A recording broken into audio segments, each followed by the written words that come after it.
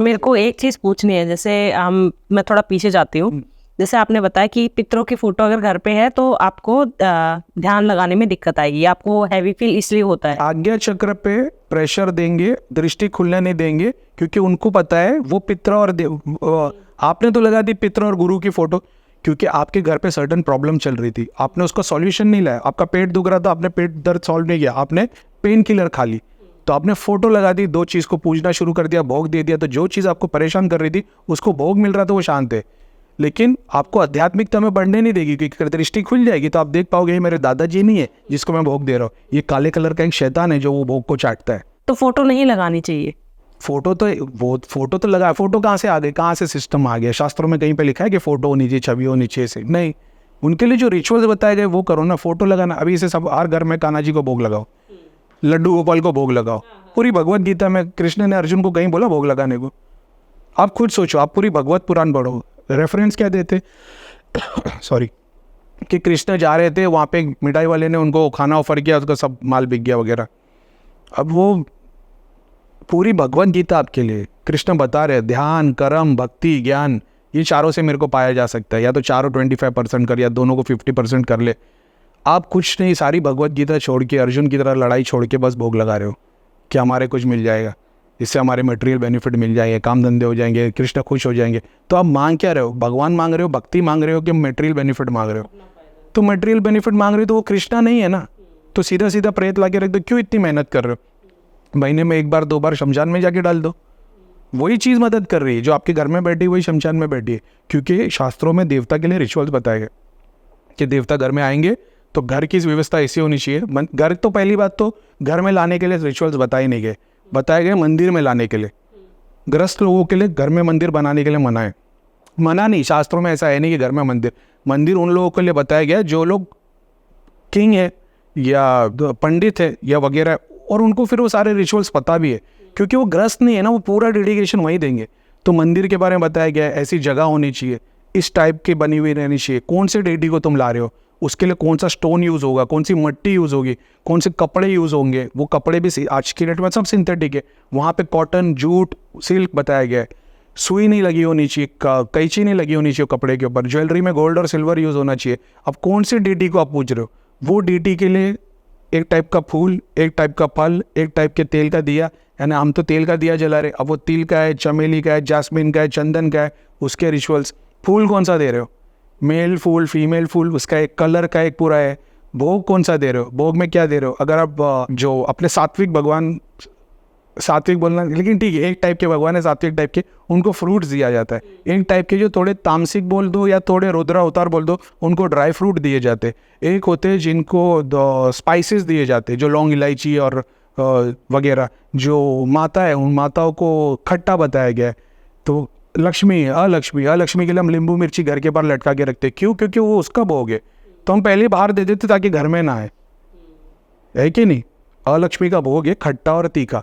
तो इसे सबके बताए हुए कुछ रिचुअल्स है बेसिक। अभी नॉर्मली क्या पूजा पाठ कोई नहीं कर रहे, नींबू मिर्ची लटके हुए, नमक घुमा रहे, मतलब सारे। आप किसी के पास चले जाओ, मेरा काम नहीं हो रहा, ये प्रॉब्लम आ रही है, बोले मंगल नहीं चला, मंगल वी के हनुमान जी के यहाँ जाओ, कुमकुम चढ़ा देना।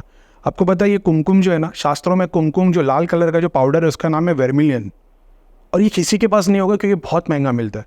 शास्त्रों में जो बुलाने के लिए, भगवान को बुलाने के लिए लकड़ी जलाने के लिए बताया गया, वो लकड़ी में जो सबसे मेन है वो एगरवुड, वो मैं मंगाता हूँ, 8,000 रुपये की 10 ग्राम आती है वो। ऐसी ऐसी चीज़ें बताई गई है, तो वो राजा ही अफोर्ड कर सकते थे, वो ग्रस्त लोग नहीं अफोर्ड कर सकते थे। तो वो सारी चीज़ों का बंदोबस्त करते थे, डीटी को बुलाते थे। अब वो चाहे वो वॉर के लिए बुला रहे, बेटा पैदा करने के लिए बुला रहे, वंश को आगे बढ़ाने के लिए बुला रहे, उन लोग को सारे रिचुअल्स पता थे। आज है ना बलि प्रथा, जानवरों का यज्ञ। अगर आप पढ़ोगे पुराण में लिखा है, हर गांव नहीं, सेलेक्टेड राजपाट के अंदर जंगल में एक ऐसी जगह होती थी जहाँ पे लोगों का जाना मना था, वहाँ पे सिर्फ ऋषि मुनि जाते थे, और वहाँ पे जानवर वाला यज्ञ होता था जहाँ पे अग्नि में जानवर डाले जाते थे। अब इन्होंने पढ़ोगे पुराण पता ना। बट ये सही है, बट ये सही है जानवरों के साथ यज्ञ करना।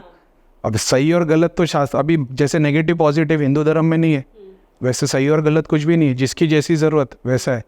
अभी एग्जाम्पल के तौर पे जैसा आपने बोल दिया, अभी आप नॉनवेज खाते हो? नहीं। कांदा लहसुन?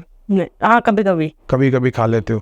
भगवान ना करे, भगवान आपको 1000 साल की ज़िंदगी है, आप नहीं, कोई भी बंदा जो कांदा लहसन नहीं खाता, नॉनवेज नहीं खाता, उसका एक्सीडेंट हो गया, उसको खून चढ़ाने की नौबत है, वो पूछेगा जैन का चाहिए, कांदा लहसन नहीं, नॉनवेज नहीं चाहिए।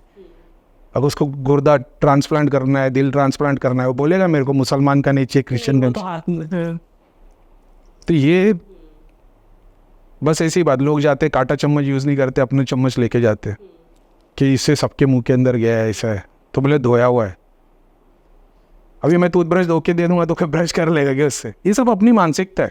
रिचुअल्स आप पढ़ोगे शास्त्रों के अंदर, अगर आप देखो, अगर आप सिर्फ बलि की बात करोगे ना, आपको हिस्ट्री में ये देखने को मिलेगा, हर सिविलाइजेशन, हर सिविक्स, हर रिलीजन के अंदर, कि एक भगवान था, उसने दुनिया बनाई, उसमें से कुछ लोग थे जिन्होंने कुछ गड़बड़ की और वो उससे अलग हो गए।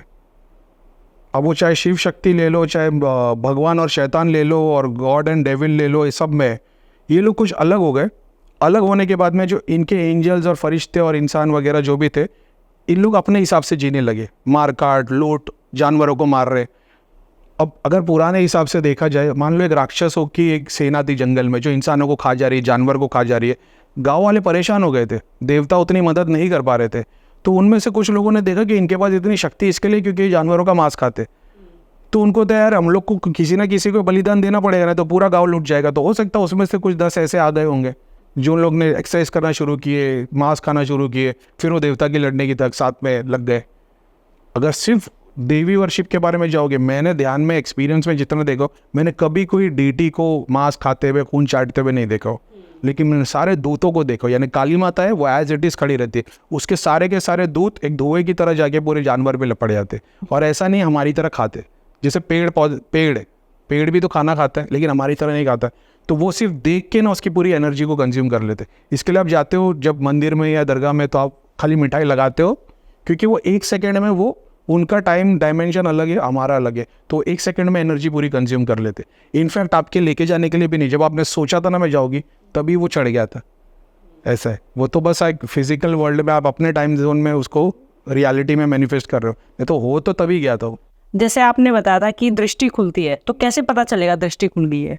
दृष्टि खुलती है, अगर शुरुआत, एकदम शुरुआत के लिए बोला जाए, तो सबसे पहले दृष्टि खुलने का मतलब ये नहीं है कि वो सिर्फ मेरी तरह जैसे चीज़ें देखेगा, वो तो दिखेगी दिखेगी, लेकिन शुरुआत में ऐसा हो जाएगा कि इंट्यूशन बढ़ जाएगा, विजडम, थोड़ी क्लैरिटी बढ़ जाएगी, बंदा थोड़ा, उसको ऐसी चीज़ों की नॉलेज होने लगी। जैसे मैंने बोल दिया कि ये किताब में ऐसा लिखा है कि भाई घर से छाँव में निकलना, तो जो दिमाग से सोच रहा है वो सोचेगा छतरी लेके निकलना है, लेकिन जो ज्ञानी रहेगा बोले छाँव में निकलने का मतलब है शायद सूरज से पहले निकल जाओ। तो उसको वो बातें, छुपे हुआ ज्ञान मिलना शुरू होगा। जैसे स्क्रिप्चर्स के लिए ओल्ड जो उपनिषद पढ़ोगे तो आपको ये बताया जाता है, कोई भी स्क्रिप्चर आप पढ़ते हो ना, आप उसको एक बार पढ़ोगे ना, आपको एक टाइप का ज्ञान मिलेगा, दूसरी टाइप पढ़ोगे तो और बेटर, तीसरी टाइप पढ़ोगे तो और बेटर। तो 7 बार पढ़ने का, कहीं पे 3 बार पढ़ने का बताया गया है कि स्क्रिप्चर को पढ़ो।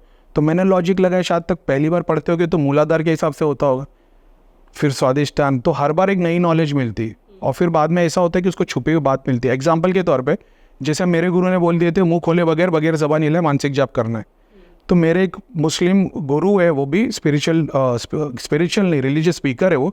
मैंने उनको पूछा कि मैं बोला यार ऐसा ऐसा, मैं किसी के पास गया था, वो ये सारी बात बता रहे थे, तो बोले करीम ये सब चीज़ों पे नहीं पढ़ने का, सब शैतान दिखाता है। तो मैंने बोला बोले तो उन्होंने सूर्य क्लास पढ़ने, तो और बोला मुंह खोले बगैर। तो मैंने कुरान में ये पढ़ा था कि खुदा अपने बंदों को बोल रहा है कि मुझे ऐसे याद करना जैसे तुम अपने बाप दादा को याद करते हो। अब हम हमारे बाप दादा को कैसे याद करेंगे? अरे मेरे लिए वो लाते थे, घर पे रहते थे, ऐसी बातें होती थी। क्या मैं उनको ऐसे याद करूँगा जैसे मेरे डैडी का नाम अय्यूब है तो मैं ऐसे बोलूँगा अय्यूब अय्यूब अय्यूब अय्यूब अय्यूब, ठीक है। दूसरी जगह पे ये आता है, अल्लाह ताला बता रहे कि इंसान को कि जब तुम मेरा नाम लो तो तुम्हारे होठ से होठ मिले हुए होने चाहिए।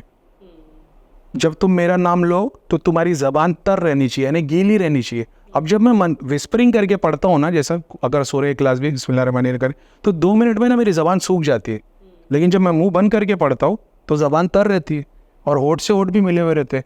ये किसी मुसलमान ने नहीं सिखाया मेरे को, ये मेरे को मेरे हिंदू गुरु ने सिखाया। तो इन्होंने वो ज्ञान दिया जो, जबकि इन्होंने कुरान नहीं पढ़ी, इन्होंने तो वही। तो मैंने देखा भैया ये आपने कहाँ से सीखे? तो भैया ने बोले कि ये तो है शास्त्रों से, वाचिक जप होता है, मानसिक जप होता है। तो मतलब अब ये कहाँ से सीखा जाए? तो उपनिषद। अब जैसे उपनिषद पढ़ना चालू किया तो मेरे को पता चला कि भगवान ने ना धर्म बनाए एक ही धर्म, ए से लेकर जेड। ए से हैशटैग है, बी से बुद्धिज़्म है, सी से क्रिश्चियनिटी है, आई से इस्लाम है, एस से हिंदुइज्म, एस से सनातन। अब हर बंदा खड़े रह के बोल रहा हमारा धर्म मेन, वो एक्चुअल में उसी समंदर का एक लोटा पानी है वो, लेकिन वो बोलता है कि नहीं इसी में समंदर है, तो ये तो उसकी जहालत है। तो जो ये सब स्क्रिप्चर्स को समझ के चलता है उसको फिर पूरा सागर मिलता है।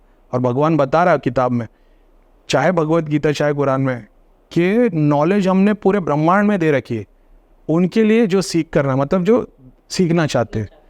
फिर हमको बता दिया नहीं नहीं कुरान छोड़ के नहीं पढ़ना, नहीं तो दोज़ख में जाओगे। यही डरा के रखा है सब लोग ने। अब वो पढ़ना शुरू किया और बस वो ईश्वर की कृपा, गुरु का आशीर्वाद, नवाब की दुआ।